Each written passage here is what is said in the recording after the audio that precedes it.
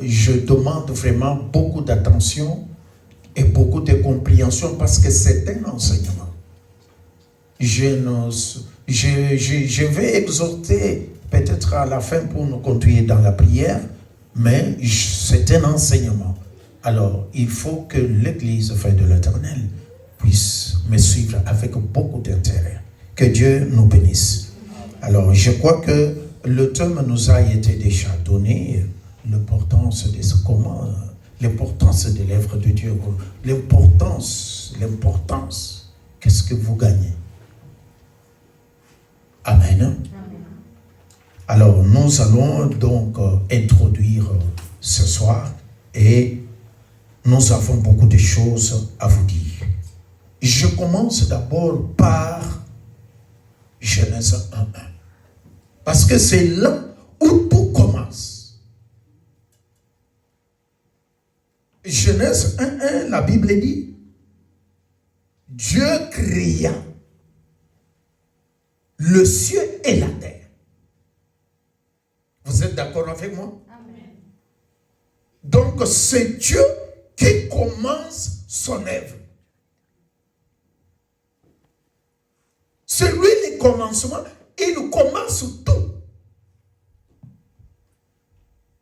Et cette œuvre dont nous voulons parler ce soir, celui qui l'a commencé, c'est Dieu lui-même.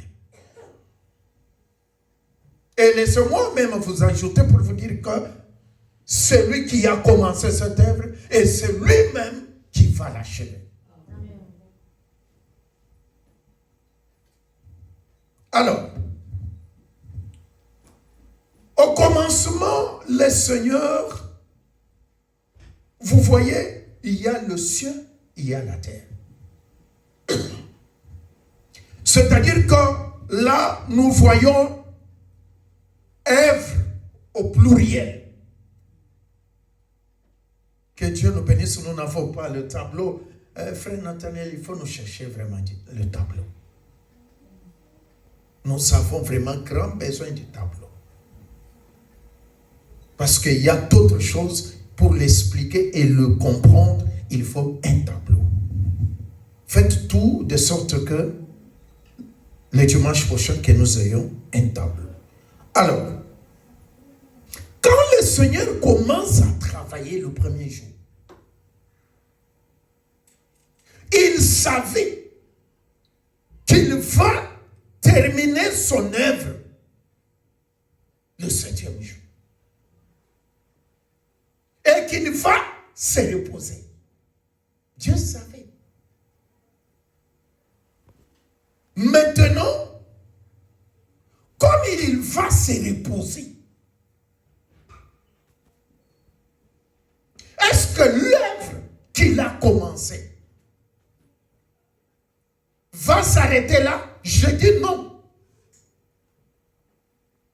Cette œuvre qu'il a commencée va continuer. Et laissez-moi vous dire que l'œuvre de Dieu continue jusqu'à ce soir. Amen. C'est jusqu'à ce que lui-même, il va dire, l'œuvre de Dieu termine par ici. Bien-aimé, maintenant, le Seigneur, avant qu'il puisse lâcher, il donne une vision de celui qui doit continuer son œuvre. Et là, c'est l'homme. Genèse 1, 26. Qu'est-ce que le Seigneur dit? On nous lise, s'il vous plaît, un peu rapidement.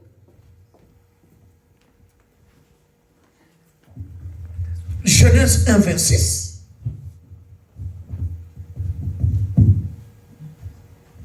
On peut se tenir debout pour honorer un peu cette merveilleuse parole. Genèse 1, 26.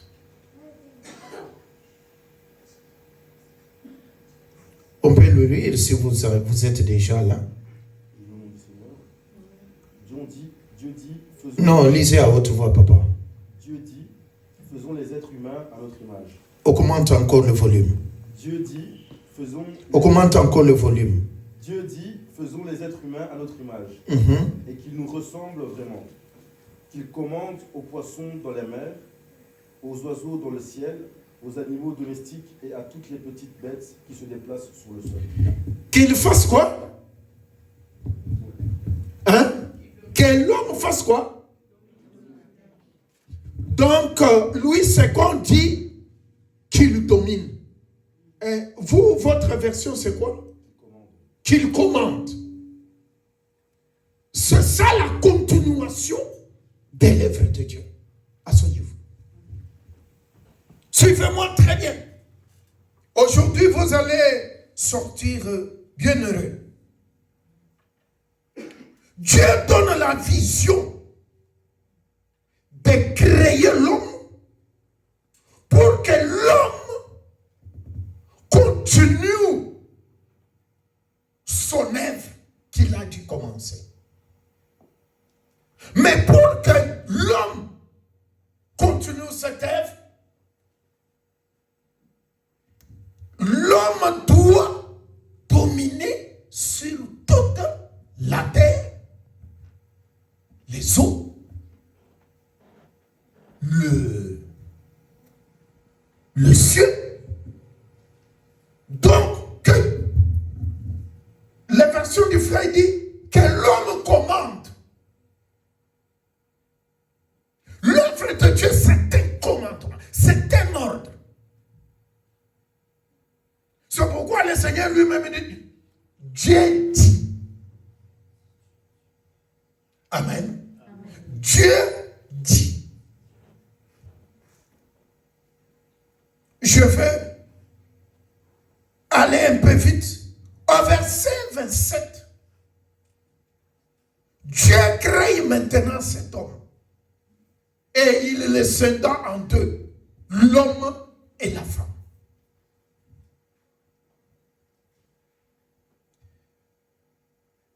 Genèse 2, 2 à 3.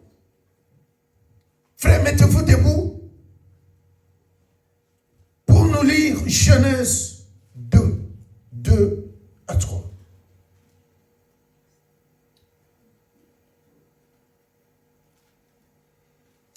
Allons-y, vite, je commence avec un peu de retard. Genèse 2. Le 7e jour, Dieu a terminé le travail qu'il a fait. Et le 7e jour, il se repose de tout le travail qu'il a fait. Dieu bénit le 7e jour. Il fait de ce jour un jour qui lui est réservé. En effet, ce jour-là, Dieu s'est reposé de tout son travail de créateur. Amen. Et je vais un peu lire Louis II. Dieu acheva au 7e jour son œuvre et qu'il avait faite. Il acheva son œuvre qu'il avait faite et il se reposa au 7e jour de toute son œuvre qu'il avait faite. Dieu bénit le 7e jour et il le sanctifia parce qu'en ce jour, Dieu se reposa de toute son œuvre qu'il avait créée en la faisant. Maintenant, quand Dieu se repose, qui travaille à la place de Dieu. C'est pourquoi je retourne en Genèse 1,26 pour dire que quand le Seigneur dit créons l'homme à notre image et notre ressemblance, c'est-à-dire qu'il faut que l'homme soit Dieu sur la terre pour qu'il puisse faire le travail que Dieu devrait faire sur la terre. Donc, l'homme est Dieu. Amen. Amen. Si tu n'es pas un Dieu, tu ne peux pas faire une œuvre. Il n'y a que ceux qui ressemblent à Dieu qui font son œuvre. Si tu ne ressembles pas à Dieu, si tu n'es pas une image de Dieu, tu ne peux rien faire. Est-ce que quelqu'un est avec moi? parce que je vais monter. Maintenant, comme Dieu se repose, écoutez ce que Paul nous dit en 1 Corinthiens 3,9. Paul dit, nous sommes ouvriers avec Dieu. C'est-à-dire que l'œuvre de Dieu, Dieu ne les fait pas seul. Mais nous sommes. Dites, nous sommes ouvriers avec Dieu.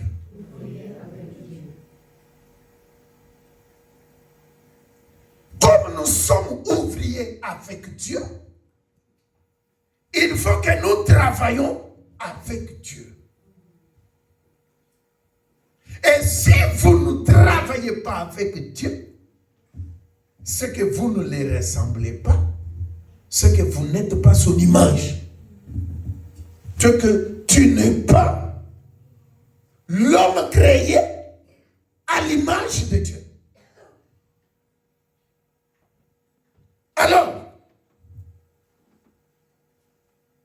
quand Dieu crée maintenant cet homme,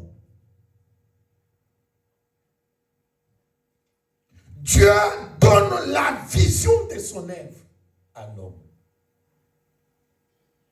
Je vous ai dit que c'est seulement l'introduction.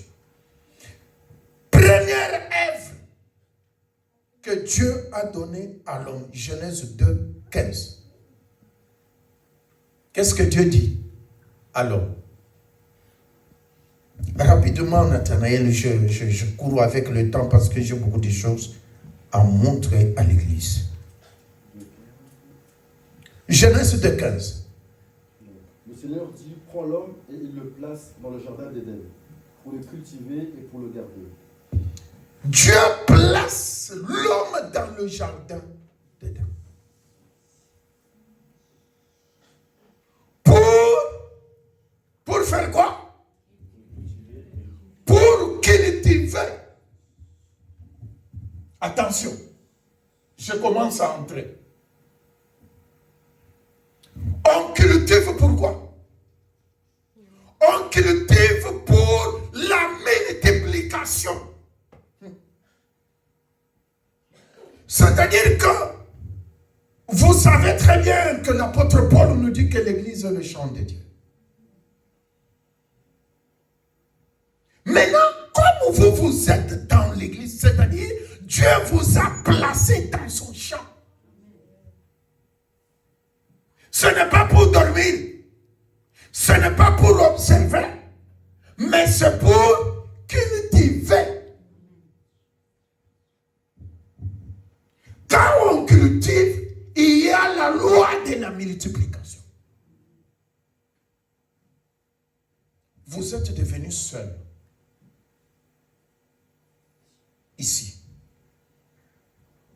Dans le jardin d'Éden.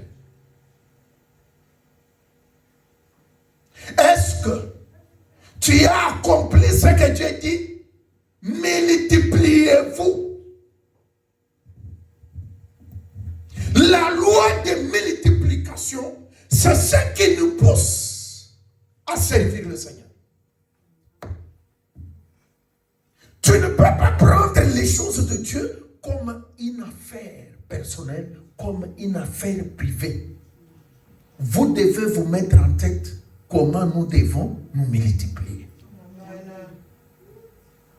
Si tu ne sais pas que Dieu t'a mis ici, Dieu t'a mis dans ce monde, Dieu t'a amené ici, en Belgique, c'est pour que tu cultives le Belge.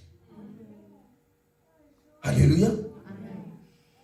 Alléluia. Amen. Acclamons le Seigneur. Revenez la sœur. Revenez là. C'est une sœur ou c'est un frère? Un enfant.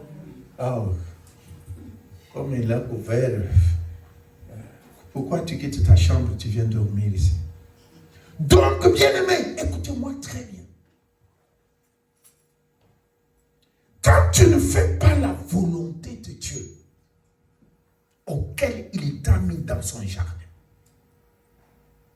Tu es en désobéissance avec ton Dieu. La première chose que nous devons tout faire, c'est cultiver. Alléluia. Amen. Nous devons cultiver. Frère Nathanaël, j'ai vu les photos que vous avez publiées dans le groupe de l'église. J'ai beaucoup aimé. Que Dieu vous bénisse avec toute votre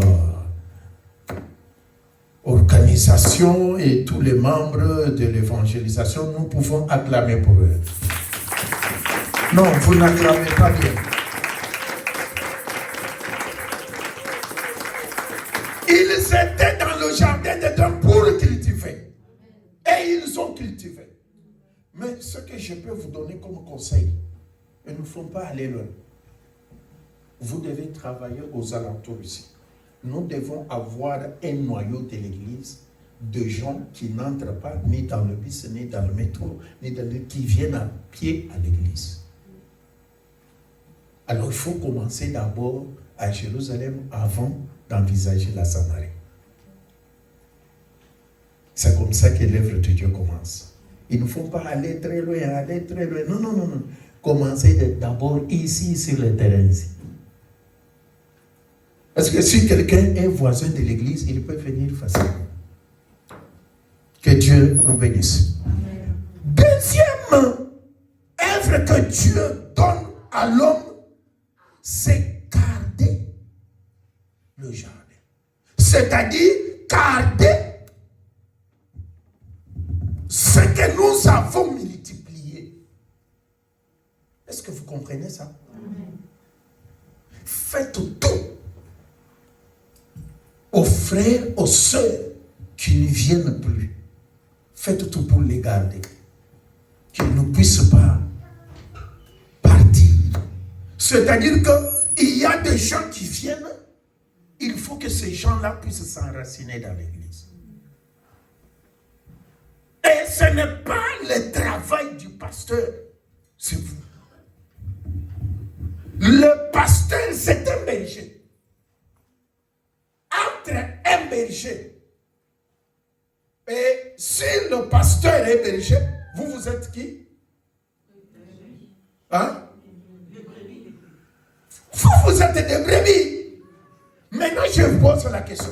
Entre le berger et les brebis, qui mettent au monde d'autres brebis? Est-ce que avez-vous déjà mis au monde d'autres brebis? Pose la question à un voisin. As-tu déjà mis au monde d'autres brebis? Ou vous êtes stérile? Même comme vous êtes de jeunes, vous devez mettre au monde vos collègues de l'école. Vous devez les amener ici. Si vous ne mettez pas au monde, c'est que vous êtes stérile. Vous êtes un arbre qui ne produit pas. Et le Seigneur dit, la sentence de l'arbre qui ne produit pas, c'est le couper et le mettre où? Dans le feu. Il y a beaucoup de gens qui parlent de l'œuvre, qui sont dans l'église, vous ne comprenez rien de l'œuvre de Dieu.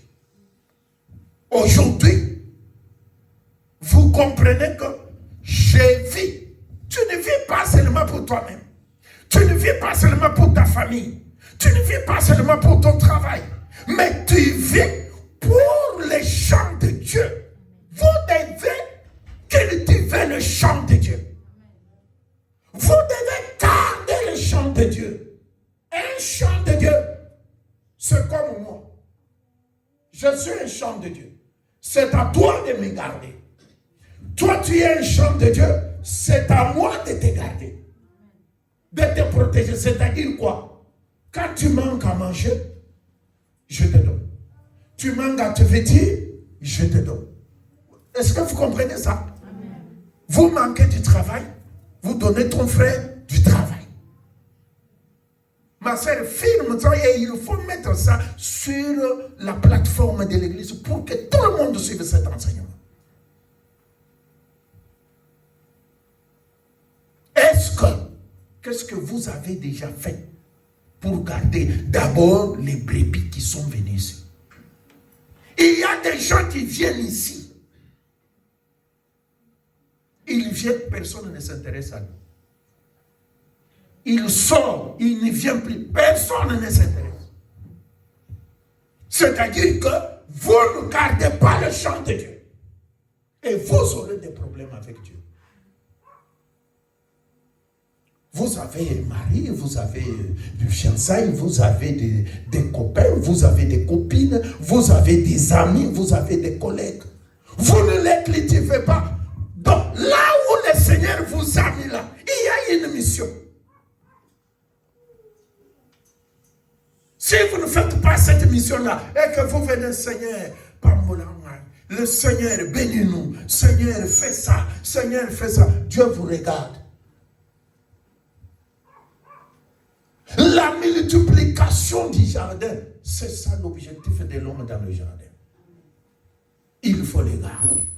Amen. Amen. Vous voyez comme nous sommes, il faut me garder. Et je dis non, gardons cet homme à côté de ta Dieu. Amen. Amen. S'approcher de moi, papa, qu'est-ce que vous avez besoin? Alléluia. Amen. Regarde, je porte cette chemise. C'est elle. Ma sœur, continue, pantalon, souliers, veste, pour me garder. Amen. Amen. Même de l'argent. Il faut tout faire. Quand un nouveau venu vient, il faut le garder. S'intéresser à lui. Si quelqu'un que vous connaissez de notre église, quand il vient, n'attendez pas que maman, pasteur ou pasteur l'appelle. Il faut que toi seul, toi tu appelles ma soeur, pourquoi tu n'es pas venu? Non, je ne me sens pas bien. Maman, tu entres dans le métro, tu vas les voir. C'est ça l'œuvre de Dieu. Et quand vous allez faire ça, les jours où tu t'agenouilles pour demander quelque chose à Dieu, les cieux tremblent. Pourquoi? Parce que Dieu, c'est un Dieu d'intérêt. Dieu protège celui qui protège ses intérêts. Que celui qui a des oreilles. Complétez que celui qui a des oreilles. Deuxième œuvre que Dieu donne à l'homme dans le jardin. Genèse 2:17. Comment? Mais tu ne dois pas manger les fruits de l'arbre qui fait connaître à ce qui est bien ou mal. Oui, le jour où tu en mangeras, tu mourras, c'est sûr. Que Dieu nous bénisse. Là où il faut un peu ouvrir les oreilles parce que je vais frapper. Tu es dans le jardin. Tu dois savoir que aussi longtemps que tu vis, tu as des interdits. Tu as l'interdit. L'arbre de connaissance du bien et du mal était l'interdit dans le jardin. C'est-à-dire que cet arbre-là était la part de Dieu. Et pourtant, regardez, au premier niveau, Dieu donne le jardin à l'homme. Deuxième niveau, Dieu l'interdit quelque chose. Sache que tout ce que Dieu t'a donné, il y a la part de Dieu. Amen. Même si vous n'acceptez pas, c'est ça la parole et la vérité. Amen. Dans tout ce que toi tu y as, il doit y avoir la part de Dieu. Qu'est-ce que Dieu t'a donné? S'il t'a donné de l'argent, vous devez savoir qu'il y a la part de Dieu. C'est ça l'œuvre de Dieu. Amen. Il y a la part. Je m'étonne parce que moi je viens qu'à arriver. Vous êtes les anciens ici. vous tous, vous travaillez. Mais il n'y a que 2, 3 personnes, vous voyez, ils donnent la part de Dieu. Et là, vous touchez à l'interdit. Sache que dans tout ce que tu as, tu ne peux pas tout toucher. Il y a la part de Dieu. C'est ça l'œuvre de Dieu. Si vous ne savez pas respecter la part de Dieu, tu ne fais pas l'œuvre.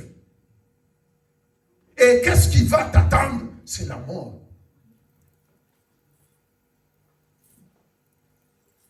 La dîme, c'est l'interdit de Dieu. Les offrandes, c'est les interdits de Dieu.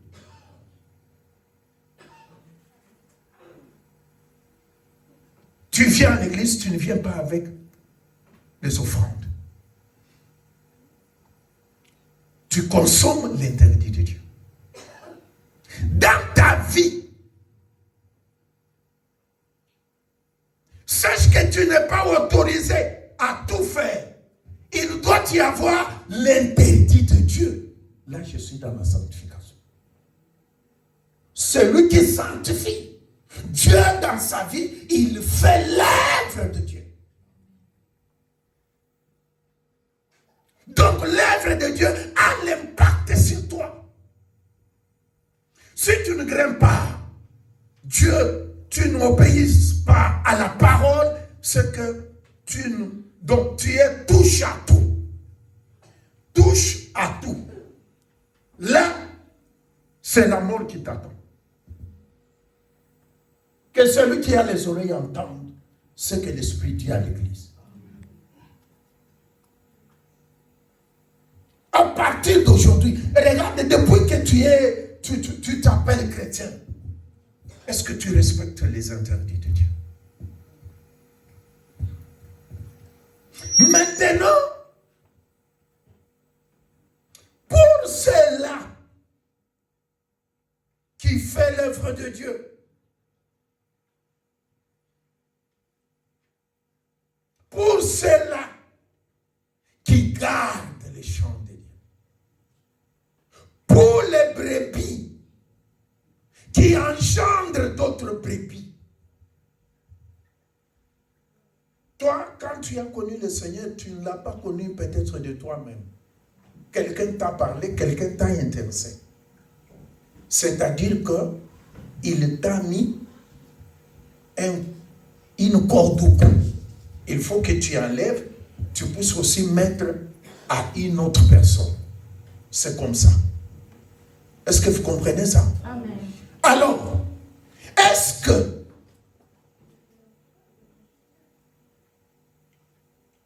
Dieu oublie ce qu'il le sert, comme le méchant dit? Psaume 10, 11 à 13. Écoutez le langage de méchant. Parce que les gens croient que quand tu fais l'œuvre de Dieu, ça passe. Non, ça ne passe pas. Ça ne passe pas. Lisez. Celui-là se dit, Dieu oublie. Augmente son volume, il ne faut parler comme un pasteur. Celui-là se dit, augmente encore les volumes. Celui-là se dit, Dieu oublie. Celui-là dit. Allons-y. Dieu, allez, ouvre-toi, ouvre les poumons. Celui-là dit. Celui-là dit, Dieu oublie, il ne veut rien savoir. Vous comprenez? Dieu oublie, Dieu ne veut rien savoir. Non. Allons-y. Il ne voit jamais rien. Dieu ne voit rien. C'est du mensonge. Dieu voit tout. Dieu comprend tout. Tout ce que tu peux faire pour l'Église, tout ce que tu peux faire pour les hommes de Dieu, tout ce que tu peux faire pour contribuer que cette Église ne manque pas les loyers, cette Église puisse payer son bâtiment. Laissez-moi te dire, Dieu a un livre de souvenirs. Je vais vous donner le verset. Fini. Lève-toi, Seigneur, Ô Dieu, fais quelque chose, n'oublie pas les gens sans défense. L'homme mauvais se moque de toi. Pourquoi? Il se dit, Dieu ne va pas me demander des comptes. Allons maintenant à Malachie 3. 14 à 18. Verset par verset. Voilà. Verset 14. Eh bien, voici ce que vous avez dit.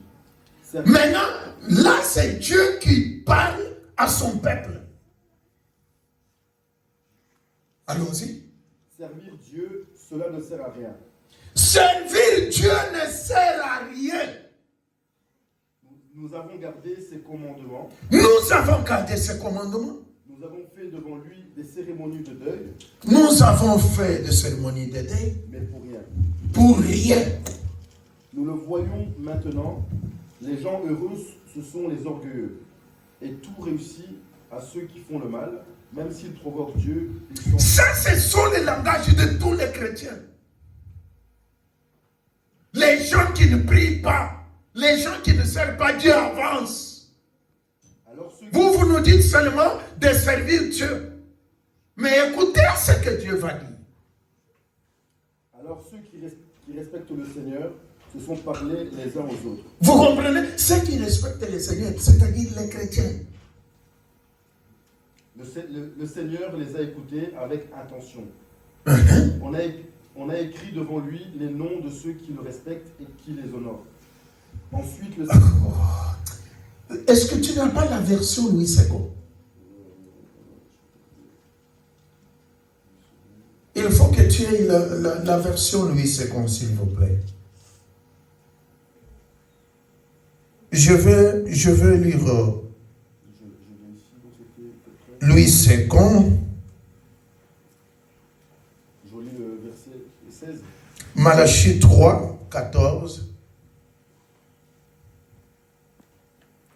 à 18.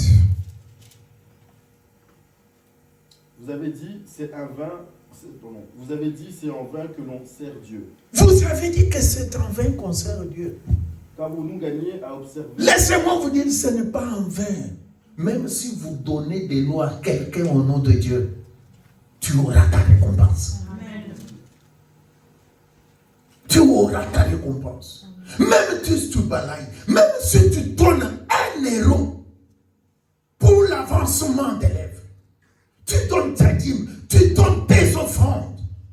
Laisse-moi te dire, si tu donnes de l'argent à ton frère, à tes parents, à tes oncles, il n'y a rien comme retour. Mais toute œuvre, tout ce que tu peux faire, tout ce que tu peux s'aimer, pour l'œuvre, il y a toujours des retours. C'est pourquoi moi, je préfère servir un frère, servir l'église, servir le pasteur. Pourquoi? Parce que c'est une terre. Je sème et la loi dit l'homme récolte ce qu'il sème. Mais quand je donne à mon père, je ne sème pas. Est-ce que vous me comprenez là? Mais je ne vous dis pas de ne pas donner à votre père, à votre famille.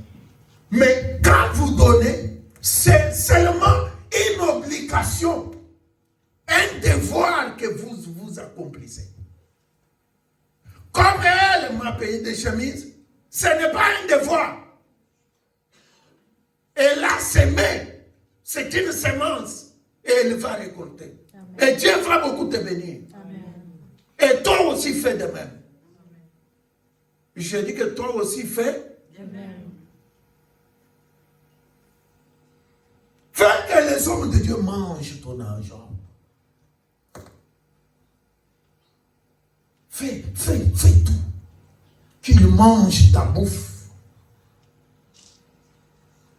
Fais que l'église ne manque rien. Vous avez dit, c'est en vain que l'on sert Dieu. gagné à observer ses préceptes et à marcher avec tristesse à cause de l'Éternel des armées. Maintenant, nous estimons heureux les hautains. Oui, les méchants prospèrent. Oui, ils tentent Dieu et ils s'échappent. Alors ceux qui craignent l'Éternel se parlèrent l'un à l'autre. L'Éternel fut attentif et il écouta.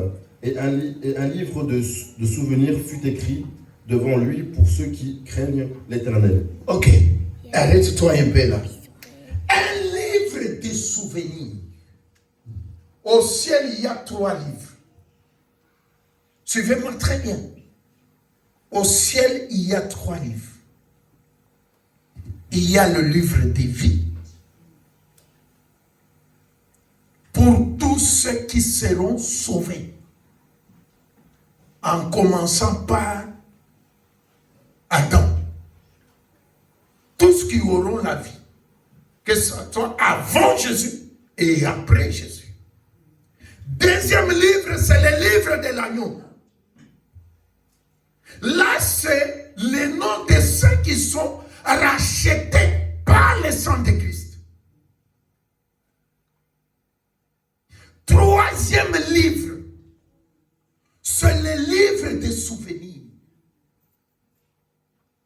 C'est-à-dire, tout ce que tu fais pour Dieu, c'est écrit. Et Dieu se souviendra de ça. L'apôtre Paul, il parle du tribunal de Christ. Le tribunal de Christ n'est pas pour les païens, non. Le tribunal de Christ, c'est pour ceux qui ont servi. C'est un tribunal de récompense. Bien sûr, nous serons tous sauvés. Mais nous tous, nous n'aurons pas les mêmes étoiles. Amen. Il y aura ceux qui auront beaucoup d'étoiles. Il y aura ceux qui auront peu d'étoiles. Tout dépend de la façon dont tu sers le Seigneur. Vous voyez?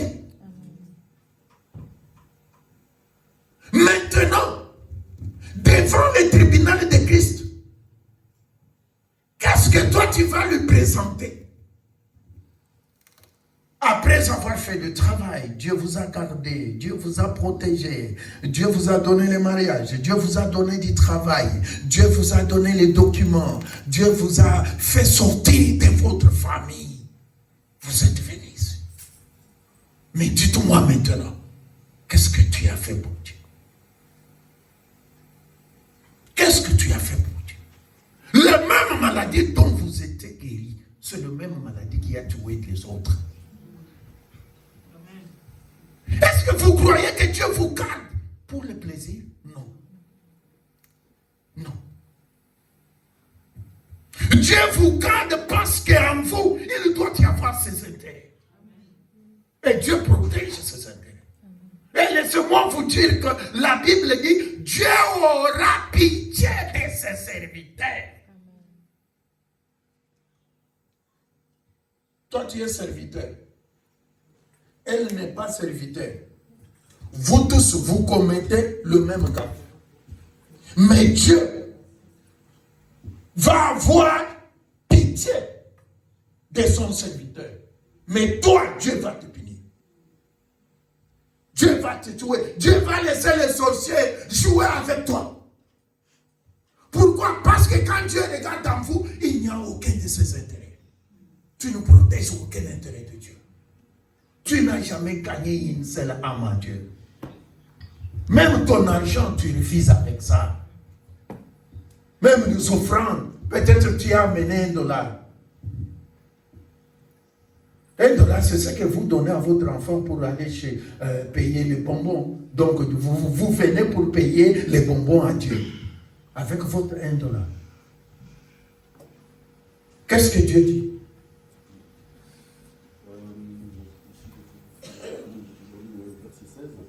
Alors ceux qui craignent l'Éternel se parlèrent l'un à l'autre. L'Éternel fut attentif et il écouta. Un livre de souvenirs. Et un livre de souvenirs fut écrit devant lui pour ceux qui craignent l'Éternel et qui honorent son nom. Ils seront à moi dit l'Éternel des armées. Ils m'appartiendront au jour que je prépare. J'aurai compassion d'eux comme un homme a compassion de son fils qui le sert. Est-ce que vous comprenez? J'aurai compassion d'eux. J'aurai compassion. Vous voulez que Dieu ait compassion de toi? Qu'il te donne le mariage, qu'il te donne du travail, qu'il te donne le voyage, qu'il te donne les documents, il faut les servir. Laissez-moi vous dire que prier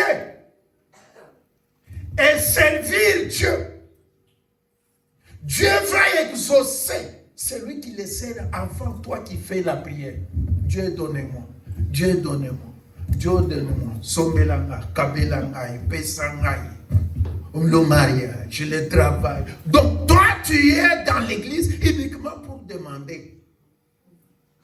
Mais celui qui est dans l'église, qui le sert, Dieu lui donne sans qu'il demande.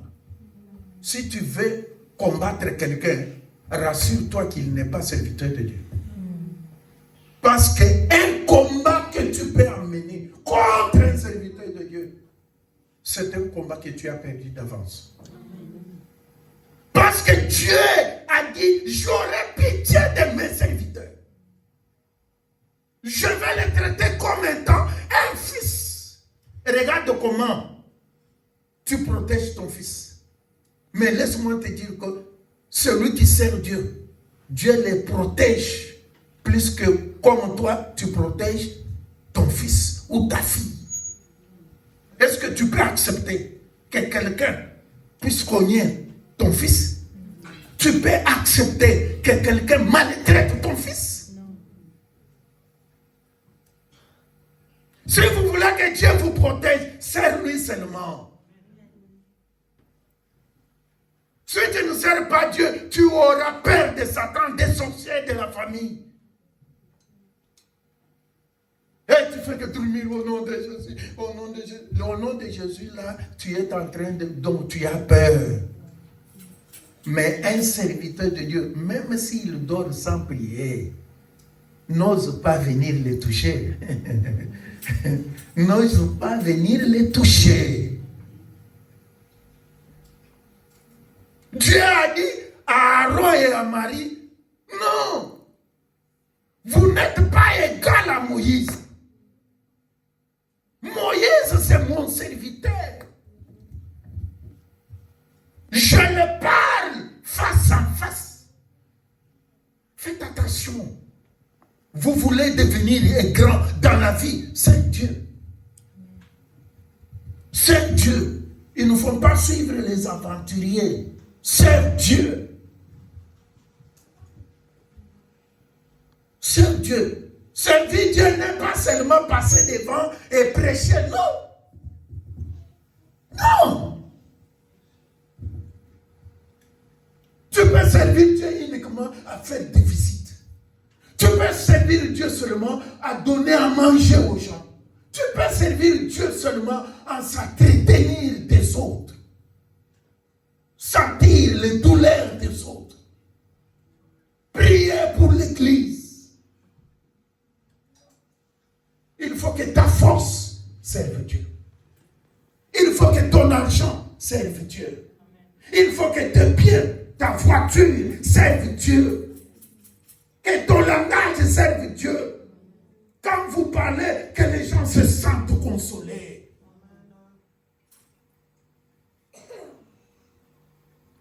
Bien-aimé, la puissance d'un homme est dans le service de Dieu. Amen. Si vous ne voulez pas être au pied des autres, sers seulement Dieu. Tu as fini jusqu'à 18? Et vous verrez de nouveau la différence entre le juste et le méchant. Oh, oh, oh, oh, oh. Oh, oh, oh, oh. Dites avec moi, alléluia. Alléluia. Tu verras la différence. Il y a une nette différence entre ceux qui servent Dieu et ceux qui ne le servent. Amen.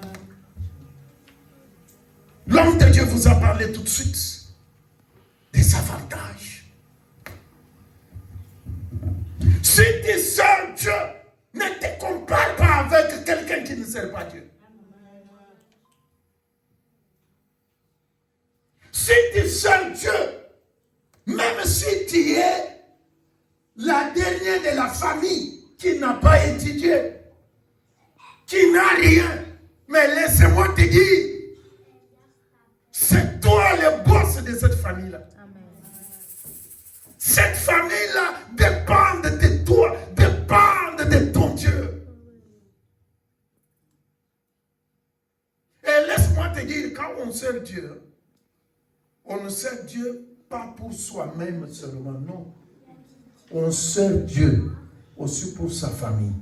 C'est pourquoi Josué dit, 25, il dit, si vous ne trouvez pas bon de servir Dieu, moi et ma maison, nous servirons l'Éternel. Un jour, maman, tu ne seras pas là. Mais quand tu sers Dieu, Dieu garde les souvenirs. Et ce souvenir-là va descendre. Donc, les fruits de votre travail va venir même cette petite fille. C'est pourquoi vous voyez dans la Bible, quand les enfants d'Israël prient, ils commencent par leur père Abraham, qui a servi Dieu. Et Dieu d'Abraham, Dieu d'Isaac, Dieu de Jacob. C'est-à-dire que les souvenirs de ces trois patriarches protègent Israël jusqu'aujourd'hui.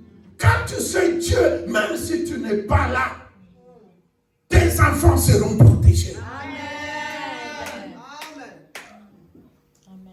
Même si tes enfants sont en Afrique, mais comme toi tu sais Dieu, Dieu va les quitter. Parce que l'œuvre de Dieu crie. L'œuvre de Dieu parle. Oh. L'œuvre de Dieu parle. Qu'est-ce que tu as déjà fait depuis que tu es ici? Ça fait combien d'années? Bientôt cette église a 20 ans. Qu'est-ce que toi tu as déjà fait? Montre-moi les brebis que tu as enfantées. Je vais acclamer pour toi. L'œuvre de Dieu, ce n'est pas le bonganga. Ou quand tu veux faire le bonganga, tu entres seul en te cachant pour qu'on ne puisse pas te voir. Parce que tu vas voir un kimbandero. Non, un féticheur. Non.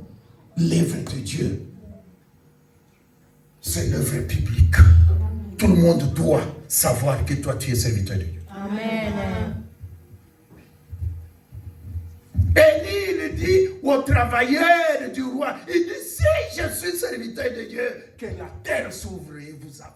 Et la terre s'ouvrit et tout le monde sont partis. Ne joue pas avec un homme de Dieu. Ne joue pas avec une femme de Dieu. Tu as fini? Je vais maintenant vous exhorter dans 5 minutes. Ésaïe 43, 26. Avant que je vous exhorte, c'est le dernier verset, Ésaïe 43, 26. Je vais vous parler de Jécas et de Tabitha.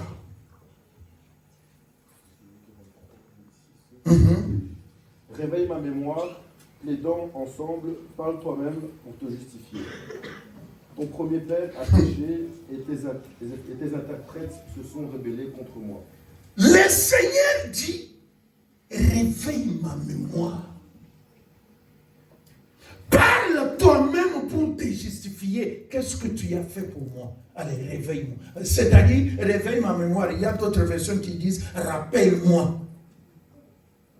Maman, qu'est-ce que tu as déjà fait à Dieu? Donc, l'œuvre de Dieu, c'est comme quelqu'un qui met l'argent dans une banque. Ce sont tes réserves. En cas de problème, tu fais recours. Maintenant, dans la vie, nous avons des problèmes. Maintenant,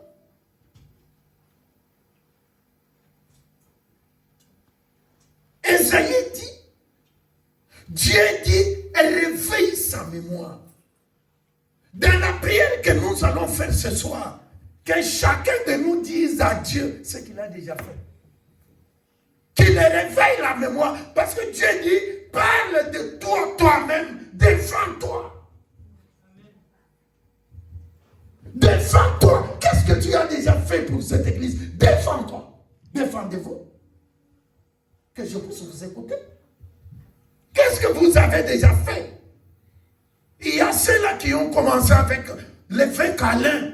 Ça fait 20 ans. Et dans 20 ans, qu'est-ce que vous avez déjà fait? Qu'est-ce que vous avez déjà fait? Défendez-vous devant le Seigneur. Il dit, réveillez ma mémoire. Qu'est-ce que vous avez déjà fait? Plaidons. Ce qu'il dit ici, Esaïe, c'est ce que Ézéchiel a fait. Comme je le dis par les prophètes, roi, donne les ordres à ta maison. La maladie que tu as, tu vas mourir. Le roi Ézéchiel n'a pas discuté avec les prophètes. Vous lui dites non, comment Dieu peut me faire? Non. La Bible dit, Ézéchiel est parti dans la maison de Dieu. Devant, face contre le mur. Il a pleuré pour dire à Dieu, souviens-toi de ce que j'ai fait pour toi. Souviens-toi, j'ai fait manger le fève. J'ai habillé les orphelins. J'ai donné à manger à ceux qui n'en ont pas. J'ai accueilli les étrangers. J'ai fait l'évangélisation. J'ai fait le protocolat. Je suis dormi dans le froid pour ton église. Et quand tu dis ça, aucun démon, aucun sorcier ne peut s'approcher de toi. C'est nous-mêmes qui se rendent faibles. Au nom de Jésus, au nom de Jésus. Mais quand Jésus vous regarde, pas de souvenirs. On va vous garder pour moi. Tu ne produis pas. Et la loi a déjà donné un arbre qui ne produit pas. Les sorts, c'est comment? C'est coupé. C'est un arbre à couper. C'est pourquoi vous voyez d'autres personnes, ils viennent dans l'église, ils demeurent beaucoup des années dans l'église, mais sa vie ne change pas. Un arbre à couper. Et Dieu a dit, parmi mon peuple, il n'y aura pas de femmes stériles. C'est-à-dire ceux-là qui n'ont pas de semences. Même un homme qui ne fait rien, c'est une femme stérile. Une femme qui ne fait rien, c'est une femme stérile. Et Dieu dit, ce type de personnes ne peuvent jamais exister parmi mon peuple.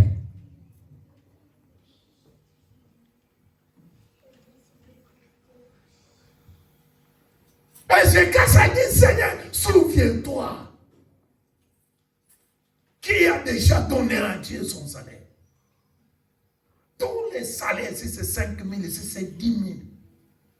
Il faut mettre tout ça sur la plateforme de l'église. Que tout le monde suive. Tous les enfants de l'évêque Calais. Qui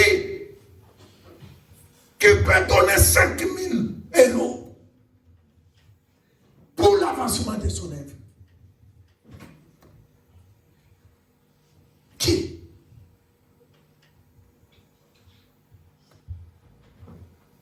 Moi-même, je suis témoignage. Depuis que je suis avec vous, c'est depuis septembre. Si ce n'est que le pasteur si ce n'est que son épouse, si ce n'est que maman. Et le reste. Il faut me garder. Il faut me protéger. Vous ne me trouvez pas nécessaire. L'important, c'est ça, Nathanaël. Oui?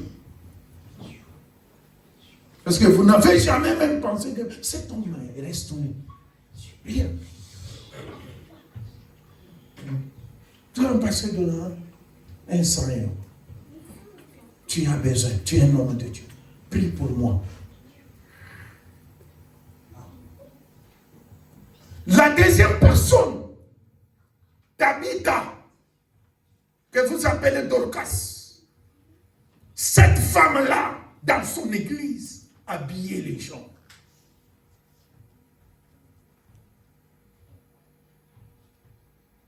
Habillait les gens, donnait à manger. Les gens mangeaient pour eux. Parce qu'ils comprenaient comment servir Dieu. Sers Dieu avec le pain que tu as. Sers Dieu avec la petite force et le peu d'argent que tu as. Sers Dieu. Parle de Jésus à tout le monde. Cette femme-là, un jour, elle est tombée, elle est morte. Quand Pierre, l'église a dit, on n'enterre pas cette sœur. Pourquoi? Parce que l'œuvre de cette sœur dans notre église est en train de crier. Allez chercher l'homme de Dieu. On a amené Pierre. Quand Pierre vient, les femmes pleuraient, montraient à Pierre, cet habit, c'est cette femme. Ses souliers, c'est cette femme. Et regarde tout ça, c'est cette femme.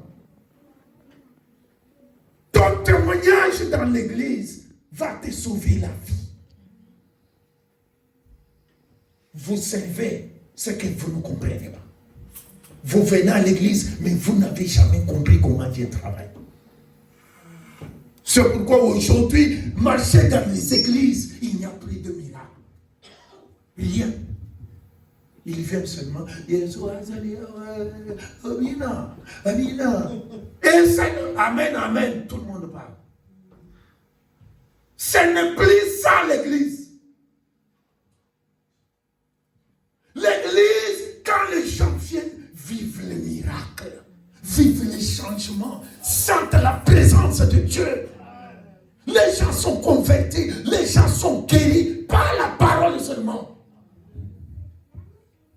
Pourquoi? Parce qu'aujourd'hui, les gens ne veulent pas servir Dieu. Pierre a manqué quoi dire à l'église? Il a dit à Dieu, je domine cette monde. Cette femme doit revenir à la vie. Il n'y a pas d'autre explication. Si peut-être tu as fait quelque chose et que tu es tombé quelque part et que un domaine quelconque dans ta vie est mort, à cause de cela, la vie va revenir. Amen. Récupère ce que tu as perdu. Serviteur et servante de Dieu. Amen. Je veux que notre église soit une église de serviteurs et de servantes. Amen. Pas les gens qui viennent pour assister au culte. Nous tous, nous sommes des joueurs. Nous tous, nous devons cultiver le champ et nous devons les garder. Nous devons les garder.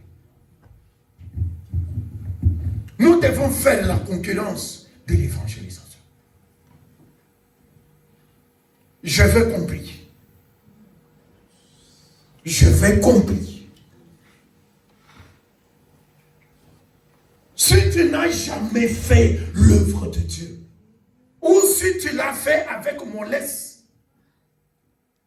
parce que la Bible dit qu'ils sont maudits, celui qui fait l'œuvre de Dieu avec négligence. C'est-à-dire que Vous faites l'œuvre de Dieu, vous avez pris l'engagement, mais vous ne le faites pas comme il faut. Tu t'attires la malédiction. Il y a beaucoup de gens qui sont venus bien à la maison, mais ils sont venus attraper les problèmes, le malédiction dans l'église. Tu t'engages. Le Seigneur Jésus dit, celui qui touche au chariot ne regarde plus derrière. Tu t'es engagé, je vais faire ça, je vais faire ça, je vais faire ça. Et tu as négligé.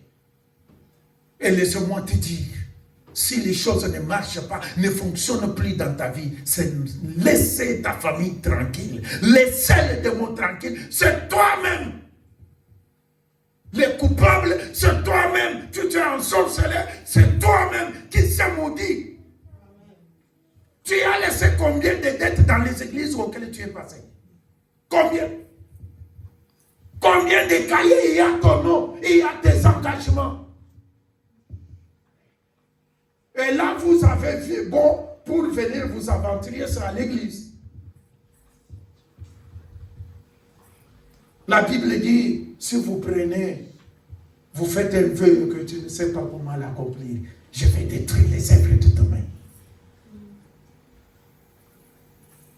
Je vais détruire les œuvres de tes mains. Il est temps qu'on se dise, qu'on se parle face en face. Qu'est-ce que vous faites? 20 ans. Savez-vous qu'un enfant de 20 ans, c'est un adulte? À partir de dimanche prochain, je vais demander chacun de vous, ma soeur, montre-moi qui tu as amené. Parce que tu es une brebis, tu dois enfanter une autre. Mais quand tu ne vas pas me montrer, toi-même tu connais quel est ton sort. Parce que, papa, il y a des enfants de Dieu. Vous priez pour lui, vous gênez. Mais sa vie ne change pas. Qu'est-ce qui se passe? Non! Il n'y a aucun intérêt dans la vie de cet enfant de Dieu. Dieu, il veut voir quelque chose de lui en vous. Un jour, Ngoyo Patrice, un musicien de la RDC, il a dit, si le Seigneur allait me donner les mains, j'allais l'acclamer. Tout le monde a commencé à pleurer. Pourquoi ils avaient les mains, mais ils n'acclament jamais Dieu?